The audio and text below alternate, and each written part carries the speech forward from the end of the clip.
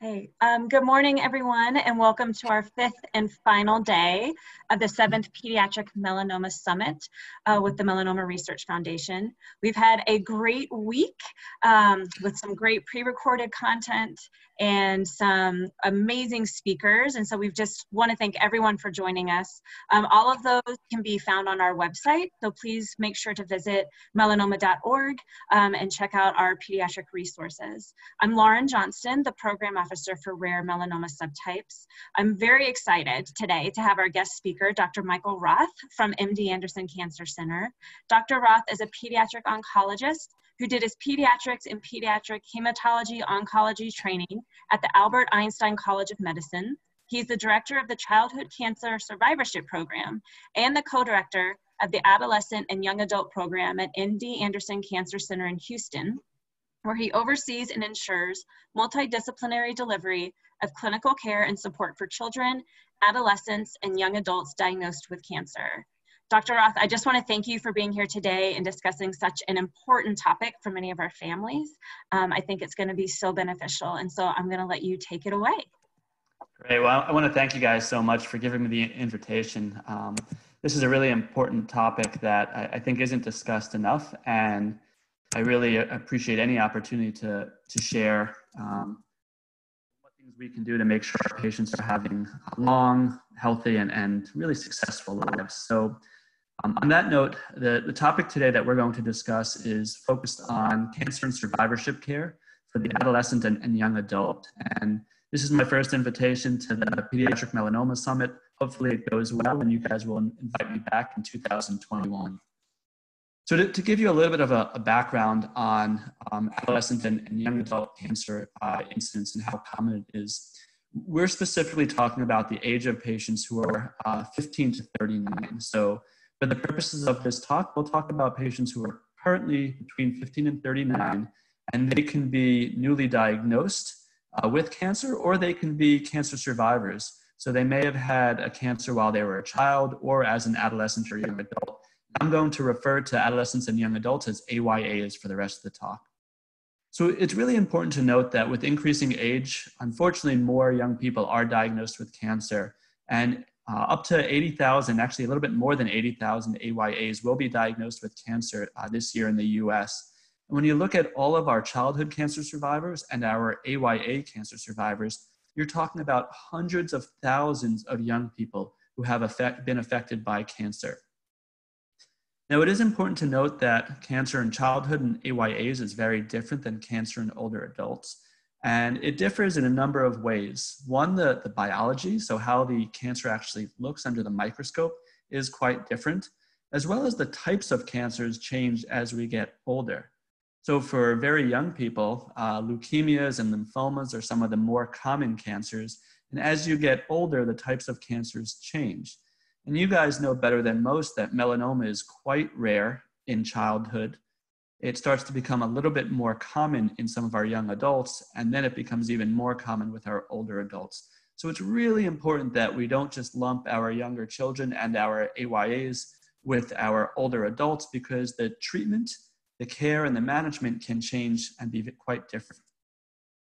So why are we talking about AYAs? Why am I sort of dedicating my focus and career on caring for AYAs? Well, like we mentioned on the last slide, AYAs have unique cancers. They have unique needs and unique cancers. And we know that cancer does affect a lot of our young patients, whether they had cancer as a child or they currently have cancer as an adolescent or young adult. It's important to think about what goes on in an AYA's life that might be different from younger and older patients. Specifically, what are the unique needs of AYAs in their lives, and how does cancer impact those needs? In addition, it's really important to note that for many of our cancer types, we have made improvements for our younger patients, but there are still a number of cancers in which survival outcomes have stalled. And we need to think about, well, what can we do specifically for these patients to further improve survival and also improve their health-related quality of life? So let's go a little bit more in detail into the unique needs of AYAs with cancer. So this is one of my favorite slides, and I have to admit I did not create this slide, but I use it in all of our talks. And the point of this slide is that to focus on that cancer can impact any and all of these different areas of an adolescent and young adult's life. And we don't know which patients are going to have which area impacted. So for some, cancer, or going through cancer treatment as a child or an AYA, can impact your fertility, it can impact your mental health, your body image, it can impact relationships with friends and families, it can impact your careers and your education. And the important thing that we need to do is we need to acknowledge that a cancer diagnosis is a lifelong diagnosis. And just because you may be cured of that initial cancer doesn't mean you can go about your life completely forgetting about how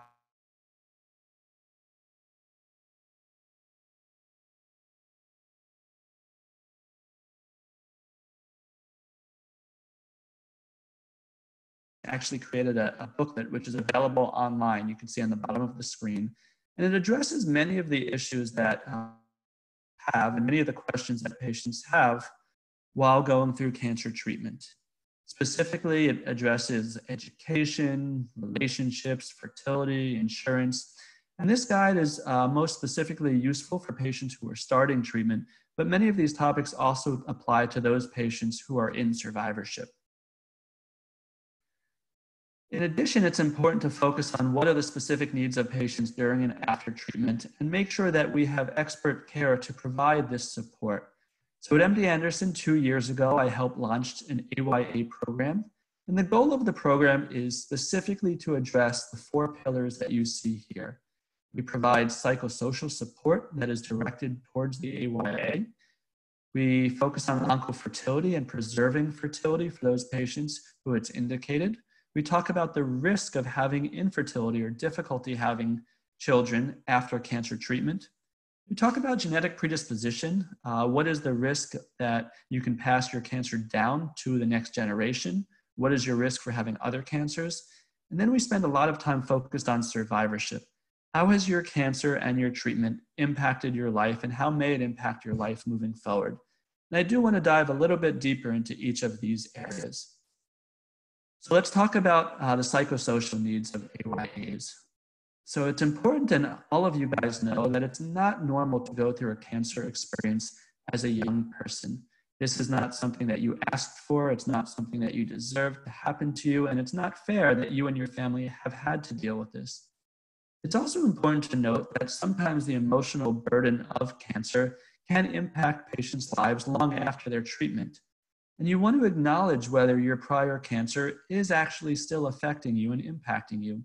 It's also important for our parents who are viewing this discussion here to acknowledge that cancer can severely impact your mental health as well.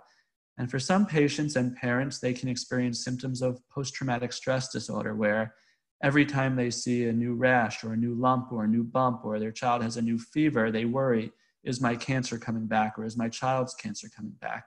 So what we specifically do is we focus on the needs and the concerns of our AYAs and their families during and after treatment, and we recommend and provide additional assistance to those who are struggling. We assess each of our patients' needs from a mental health perspective, and we also assess how they're doing in school or how they're doing in their careers. For some patients, their cancer treatment can impact and interrupt their education and can change the trajectory of their education and careers. And we hope to keep them and try to help keep patients on their initial trajectory and help them both set and achieve the goals that they really want to achieve even before they had their cancer diagnosis. Specifically, we have education and vocational support. We have a vocational counselor who's worked with us for the past 30 years. And her job is to help patients not get stuck in life. And what I mean by that is oftentimes many of our patients during and after treatment, they had a certain career plan or education plan, and cancer alters what they're able to do and what they're doing. And they often get stuck where it's harder for them to achieve and do the things they want to do in life. Some of those things may be due to financial concerns that they have with their family. Other things may have to do with mental health concerns or physical disabilities. And our job is to identify what's causing them to get stuck and prevent them from having those barriers to achieving things that they want to achieve and we want them to achieve. Things that we do offer include one-on-one career counseling, exploration and support within the school environment. Many of our patients do deserve and should have additional support and resources within the school or work environment. And as someone who's been impacted by cancer, you actually are entitled to have certain services and accommodations. And it's important for everyone to know about all of these relevant accommodations. Oncofertility is a big issue, and it's a big issue for our patients no matter what age they are when they're diagnosed with cancer. For some patients, their cancer diagnosis and/or their treatment can impact their fertility and their ability to have children naturally in the future. For some, this has to do with a specific chemotherapy or radiation therapy that they're due to receive. And my job is to make sure that all of our patients and families are knowledgeable about what is the risk to your fertility given the cancer you have and the treatment that is expected. Now, we provide this education before, during, and after treatment. And it's important to note that we want every patient to be counseled prior to treatment because for some patients, especially those who are in adolescence, there may be opportunities to preserve your fertility with sperm banking or oocyte or embryo preservation. Now, in bold on the bottom of this slide, you can see that when it comes to the risk of infertility for childhood and AYA melanoma survivors, we know a lot less. So we have a lot more information on our childhood cancer survivors with other diagnoses, but specifically for those patients with melanoma, we don't think there is a high risk for having infertility. That could change based on the treatments that you receive. With some of the newer therapies, like the checkpoint inhibitors that many of our older patients are receiving, we really don't have a good understanding of whether that could impact fertility moving forward. And that is something that we're actively studying. The next really important topic, and this is a very important topic for our young melanoma patients and survivors, is cancer predisposition. So we know that it's rare to get cancer as a young person. And the question on many of our patients' minds and our physicians' minds are, why do young patients get specific cancers? Now, for some cancers and for some families, we know that there are certain risks for what we call cancer predisposition syndromes. So some families have a pattern within their family where their mother and grandmother and uncle on their mother's side or aunt on their mother's side all had different cancers at young ages. And for some patients, we look at the patterns and say, it is clear that you need this specific genetic testing because of this pattern of cancer at a young age within your family. For many patients, we don't have a good explanation and a good reason. That said, we work with an AYA genetic counselor who reviews all of our patients' charts prior to their AYA visit, and she recommends which patients should meet with her and have additional genetic counseling and potentially consider having genetic testing. Now, recently, she has recommended all of our childhood and AYA patients who have been diagnosed with melanoma meet with a genetic counselor to discuss this risk further. This is something that is important, and just because you meet with a genetic counselor, it doesn't mean you necessarily need genetic testing, but it's important for all of our families to be aware of what the risk might be for developing other cancers or for potentially passing down a risk of cancer to your offspring. This is something that may be new to many of our families, and a lot of centers have not traditionally referred their young melanoma survivors to genetic counseling, but it is the standard of care within our center currently, and it is something I hope you guys will all consider moving forward if it's something you have not thought about. Next, I want to briefly talk a little bit about cancer survivorship. And we've learned a lot from looking after and caring for hundreds of thousands of childhood cancer survivors within this country. Before we start talking about what a childhood cancer survivor is, it is important to sort of define what that means. And I know, commonly we talk about a survivor as from the day you're diagnosed with cancer, whether it's melanoma or another cancer, we consider you a survivor. And I fully agree with that term. For the purposes of this discussion, when I talk about childhood cancer survivors, I'm really referring to patients who are alive 5 years after their initial diagnosis. And to date, there's approximately 500,000 childhood cancer survivors living in the United States, which means we've done a good job curing many of our young patients of their initial cancer.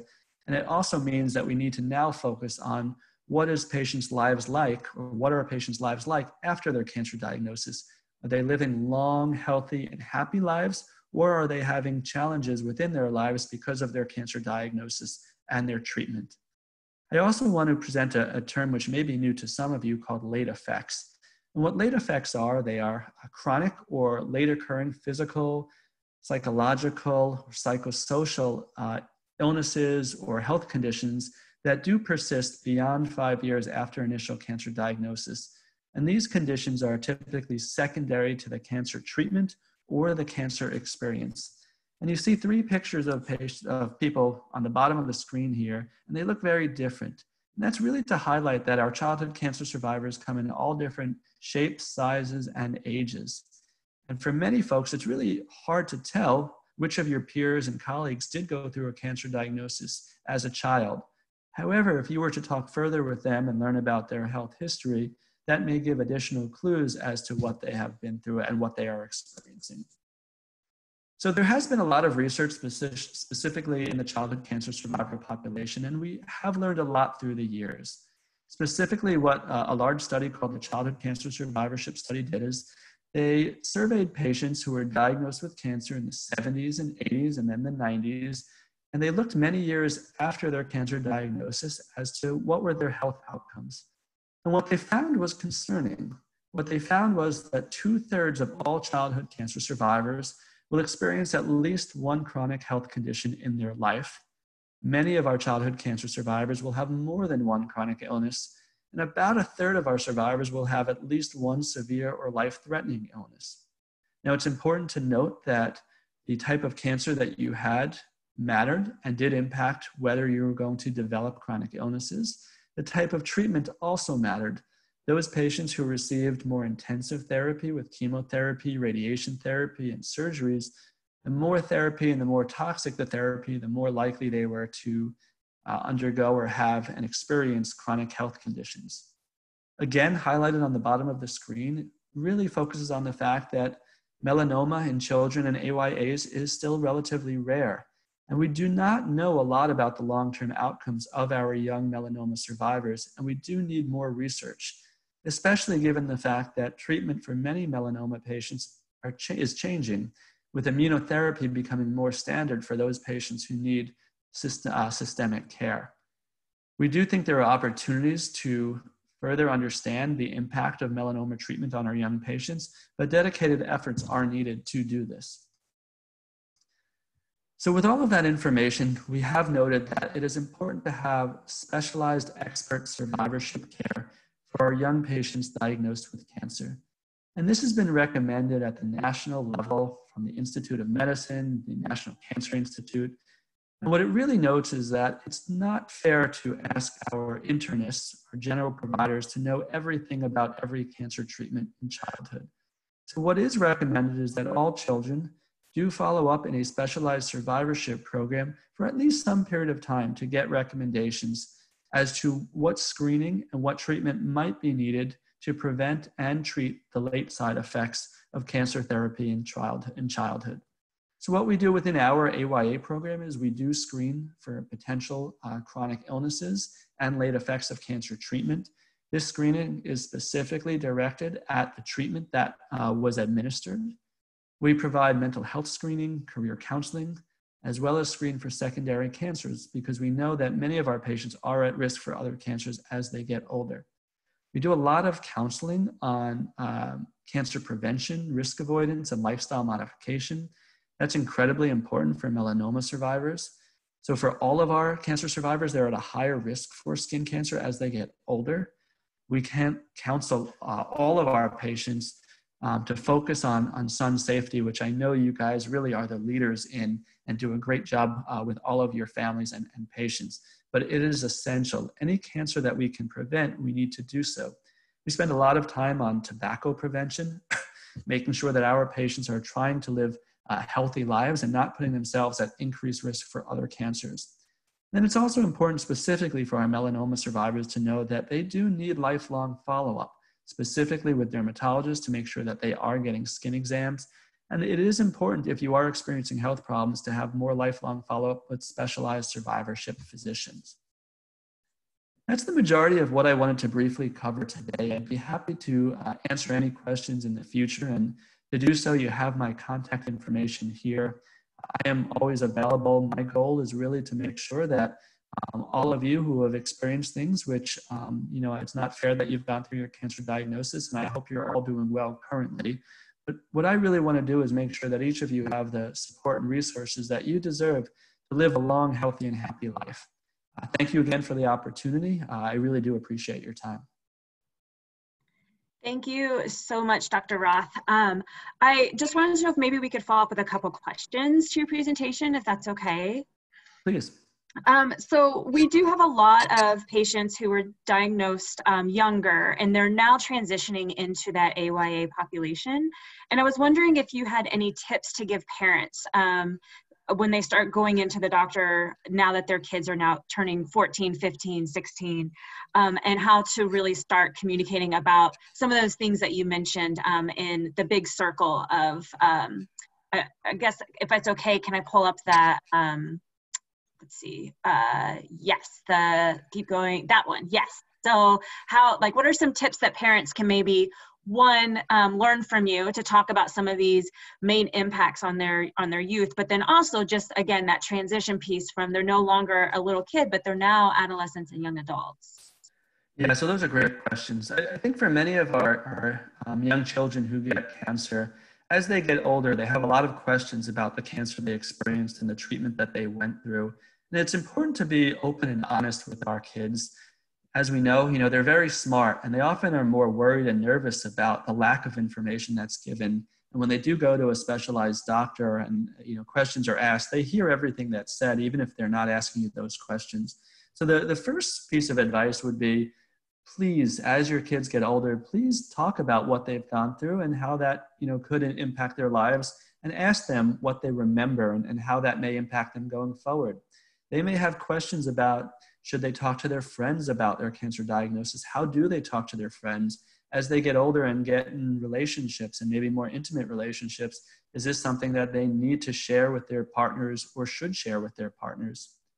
I think you bring up a great point about, as you go to your doctors and as our patients get older into adolescence, these conversations need to be continually held with their doctors, because the general pediatrician may not know how cancer can impact patients as they get older. So it is important to look at each of these areas and say, am I doing okay? Am I struggling with these areas?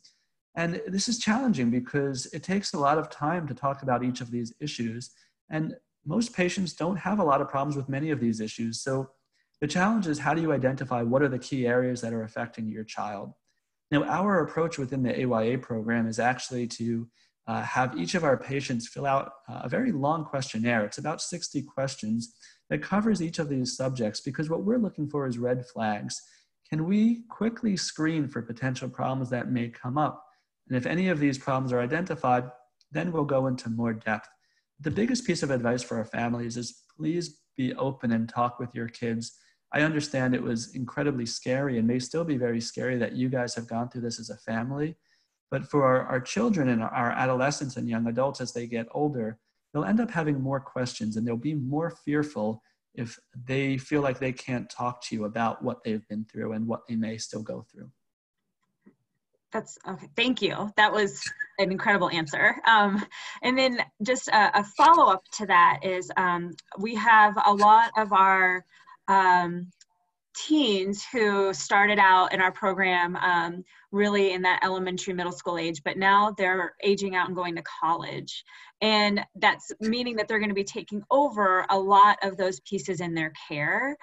So what kind of, again, tips could you give parents to kind of help with that transition of allowing your kid, who's now a young adult, to start taking over some of those critical pieces in like surveillance, skin checks, all of those things that are really important?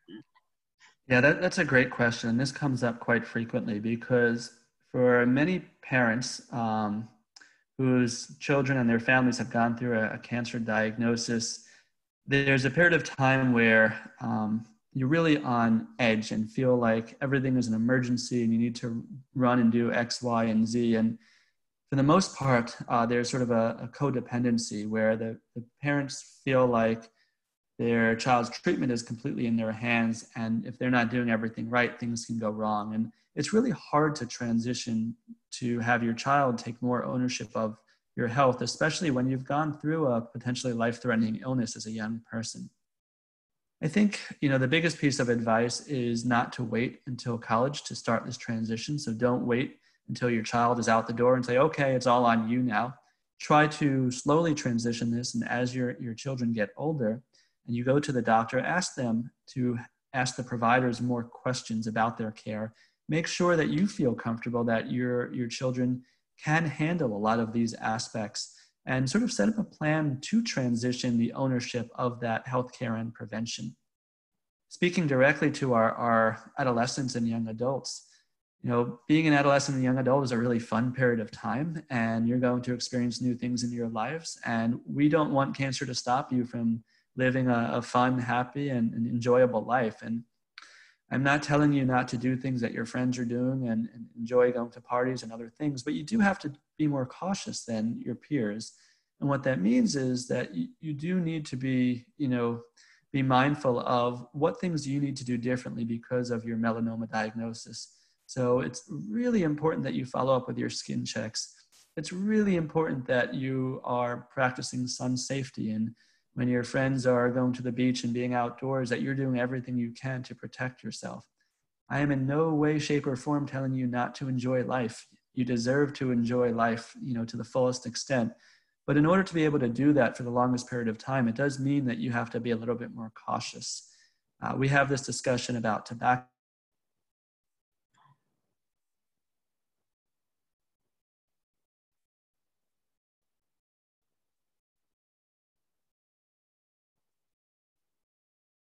Products and other things, because our cancer survivors are questions about that might be helpful. That was wonderful. Thank you. You cut out just a little bit about the tobacco use and the alcohol. So I was just wondering if you could repeat that real fast. I apologize. Yeah, I apologize. That's okay. So it's really important just that our cancer survivors are a little bit more cautious than their peers. So I usually never lecture on anything, but tobacco use is sort of an absolute no. And really smoking anything is something that I kind of do lecture on, because that significantly increases your risk of other cancers. Mm. When it comes to alcohol and other sort of what we would call risky behaviors, I think you have to make decisions for yourself and just try to be safe and treat your body well. I'm not going to tell you that you can't do some of these things, but it is more important for you to be a little bit more mindful and maybe not push things as much as your friends are doing. We all make decisions in our lives, and you're going to be faced with a lot of new decisions as you become more independent. And that's how we learn. What I usually recommend for our cancer survivors is go into different activities with a plan, meaning if you're going to a party, go into that party saying, either I'm not going to drink or I'm willing to, have this much to drink. And while I'm not encouraging you to do things, high-risk behaviors and those things, I think if you go in with a plan of what you're willing to do, it makes it a little bit safer, and oftentimes you don't go past sort of the edge. That said, overall, exercise, nutrition, those are really important for your overall health, and all of those things increase the likelihood of you living a longer, healthier, and happy life. So I would encourage you to do all of those things too. Great, thank you. And then I just have one more question. If we have families who are at centers that may not have access to an AYA program, what would you recommend they do in order to find that support or those resources? Yeah, the biggest recommendation would be most centers do have a survivorship program at this point or have access to survivorship resources. So I strongly recommend that you talk with your survivorship provider or see your survivorship provider and make sure that you're setting up yourself with knowledge of what are the recommendations as you get older. Many of the survivorship programs transition their patients at age 18, either to your regular provider or to another doctor. And what that means is you need to have their recommendations for what screening you may need as you age out of their cancer programs. Perfect. I can't thank you enough for your time this morning, especially coming from Texas. Like, I just so appreciate you dealing with all of the time changes and everything. So thank you so much. I want to let everyone know that Dr. Roth did send resources that we've put on our website. So please feel free to check those out at any time. They're up there for you to view. And just to also remind everyone, tonight is our last night of our summit, and we'll be having our glow-in-the-dark bingo starting at 5 p.m. Central. So make sure you print out your bingo cards, grab them, wear your shirts. There'll also be a optional parent networking session. So if parents want to get together and chat, we'll have that too. And just thank you again, Dr. Roth, for everything. And hopefully we'll see everyone later tonight. Thank you guys so much.